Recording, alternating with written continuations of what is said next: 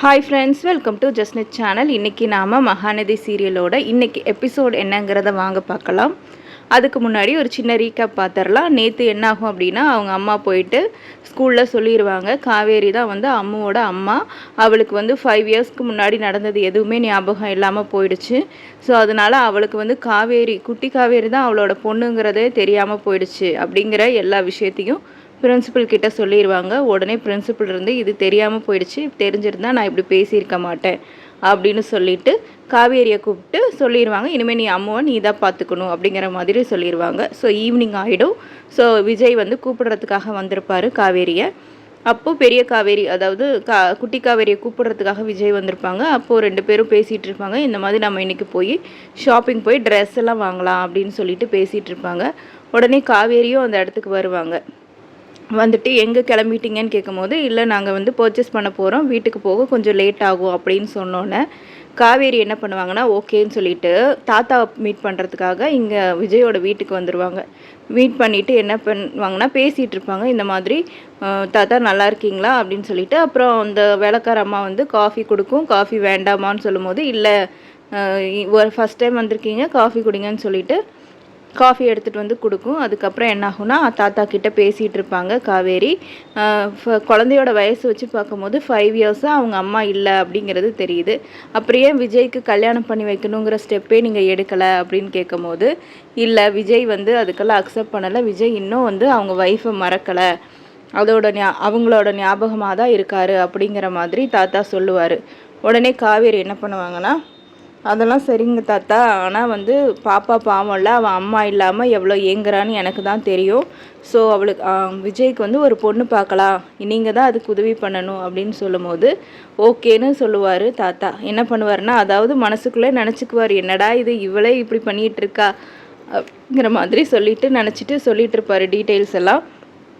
காவேரி என்ன பண்ணுவாங்கன்னா, ஒரு மேட்ரிமோனி சைட் ஓப்பன் பண்ணி அதில் வந்து விஜயோட டீட்டெயில்ஸ் எல்லாம் ஆட் பண்ணிகிட்டு இருப்பாங்க. அதுக்கப்புறம் தாத்தா கிட்டே கேட்பாங்க, எனக்கு விஜயோட ஒரு நல்ல ஃபோட்டோ ஒன்று கொடுங்க அப்படின்னு கேட்கும்போது, விஜயோட நல்ல ஒரு ஃபோட்டோ ஒன்று தாத்தா ஷேர் பண்ணுவார். என் நிலைமை இப்படி ஆயிடுச்சு அப்படின்னு சொல்லிட்டு. அதுக்கப்புறம் மனசுக்குள்ளே நினச்சிட்டு இருப்பார், நான் பண்ண ஒரு தப்பான ஒரு இதனால தான் இந்த மாதிரி இப்போது நீங்கள் 5 வருஷமாக வந்து பிரிஞ்சிருக்கீங்க, நான் தான் அதுக்கு காரணம் அப்படின்னு சொல்லி மனசுக்குள்ளே நினச்சிட்ருப்பார். அப்புறமா சொல்லுவார், காவேரி கிட்ட சொல்லுவார், விஜய் வந்து ஹாப்பியாக இருக்கணும், அவர் ஹாப்பினஸ்க்காக நான் என்ன வேணாலும் பண்ணுவேன்னு சொல்லுவார். கரெக்டாக பார்த்திங்கன்னா விஜயோட குழந்தையும் வந்துடுவாங்க. அதாவது அம்மாவும் விஜயும் வருவாங்க. வந்துட்டு என்ன மிஸ் இங்கே இருக்கீங்க, நாங்கள் தான் லேட்டாக வருவோம்னு சொன்னோம்ல அப்படின்னு சொல்லும்போது, அப்போ காவேரி சொல்லுவாங்க, இல்லை தாத்தா தனியாக இருப்பாங்கள்ல, அதான் அவங்களுக்கு துணையாக இருக்கலான்னு வந்தேன் அப்படின்னு சொல்லிட்டு போய் சொல்லிடுவாங்க. அந்த என்ன காரணத்துக்காக வந்தாங்களோ அந்த காரணத்தை சொல்ல மாட்டாங்க. உடனே விஜய் சந்தேகப்படுவார், எதுக்கு வந்திருப்பாங்க அப்படின்னு சொல்லி தாத்தாவை பார்க்கும்போது, தனியாக இருக்கீங்கன்னு தான் வந்தாங்களா அப்படின்னு கேட்கும்போது, ஆமாம் அப்படின்னு தாத்தாவும் சொல்லிடுவார். அதுக்கப்புறம் குட்டி காவேரி என்ன பண்ணுவான்னா, ட்ரெஸ் எல்லாம் வாங்கியிருப்பா. மிஸ்ஸுக்கும் அவங்க பாட்டிக்குமே ஒரு ட்ரெஸ் வாங்கியிருப்பா. ஸோ அதை கொடுத்துட்டு, இந்தாங்க இல்லை 2 இருக்குது, உங்களுக்கு எது பிடிக்குதோ அதை எடுத்துக்கோங்க, பாட்டிக்கும் ஒன்று கொடுத்துருங்க அப்படின்னு சொல்லிட்டு அந்த ட்ரெஸ் கவரை 2 பேருக்கும் வாங்கின ட்ரெஸ்ஸை வந்து காவேரி கிட்ட கொடுப்பாங்க. உடனே காவேரியும் ஹாப்பியாக வாங்கிக்குவாங்க. சூப்பர் அப்படின்னு சொல்லிட்டு. அதுக்கப்புறமா சரின்னு சொல்லிட்டு பாய் சொல்லிட்டு கிளம்புவாங்க. விஜய் சொல்லுவார், நான் வந்து ட்ராப் பண்ணவான்னு கேட்கும்போது, இல்லை நான் ஆட்டோவில் போய்க்கிறேன் அப்படின்னு சொல்லி கிளம்பிடுவாங்க. அதுக்கப்புறமா வந்து விஜய் கேட்பார், தாத்தா போய் சொல்லிடுவார். அதுக்கப்புறம் வீட்டில் காட்டுவாங்க. வீட்டில் வந்து சாரதாம்மா உட்காந்துருப்பாங்க.